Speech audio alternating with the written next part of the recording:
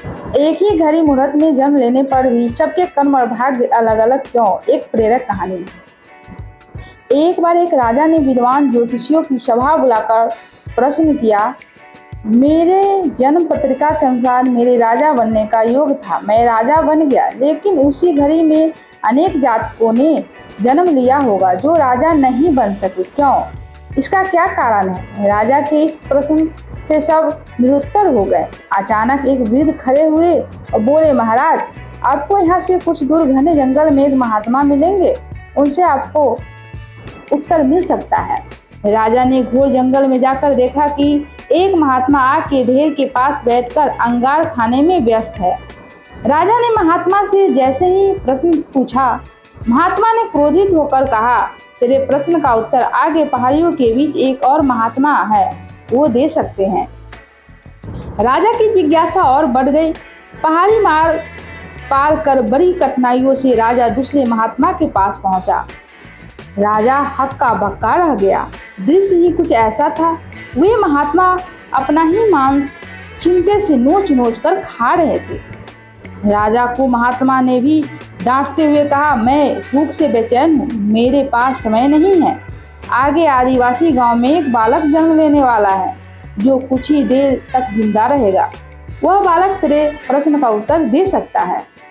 राजा बड़ा बेचैन हुआ। बड़ी अजब पहेली बन गया मेरा प्रश्न। उत्सुकता प्रबल थी। राजा पुनः कठिन मार्ग पार कर उस गांव में पहुंचा। गांव में उस दंपति के घर पहुंचकर सारी बात कही। जैसे ही बच्चा पैदा हुआ, दंपति ने नाल सहित बालक राजा के सम्मुख उपस्थित किया।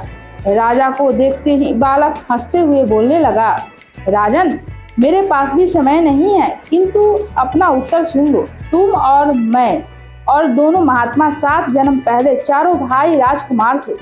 एक बार शिकार खेलते खेलते हम जंगल में 3 दिन तक भूखे प्यासे भटकते रहे।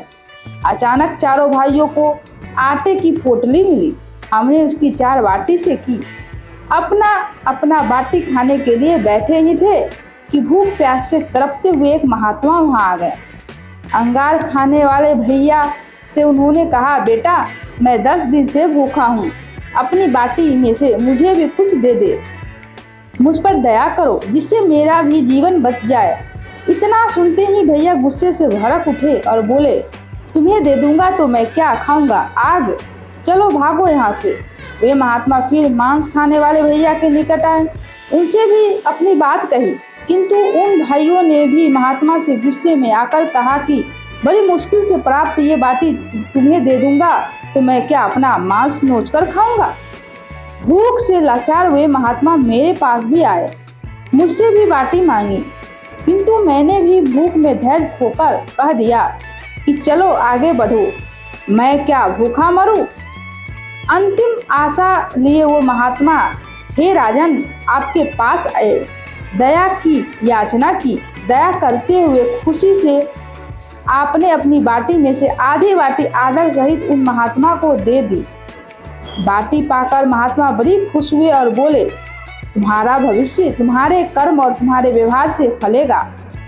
बालक ने कहा, इस प्रकार उस घटना के आधार पर हम अपना अपना भोग भोग रहे हैं। और वो बालक मर गया। धरती पर एक समय में अनेक फल फूल खिलते हैं, किंतु सबके रूप, गुण, आकार, प्रकार, स्वाद भिन्न होते हैं। राजा ने माना कि शास्त्र भी 3 प्रकार के हैं, ज्योतिष शास्त्र, कर्तव्य शास्त्र और व्यवहार शास्त्र। जातक सब अपना किया दिया लिया ही पाते हैं, यही है जीवन। गलत पासवर्ड से एक छोटा सा मोबाइल नहीं खुलता, तो सोचिए तो गलत कर्मों से जन्नत के दरवाजे कैसे खुलेंगे।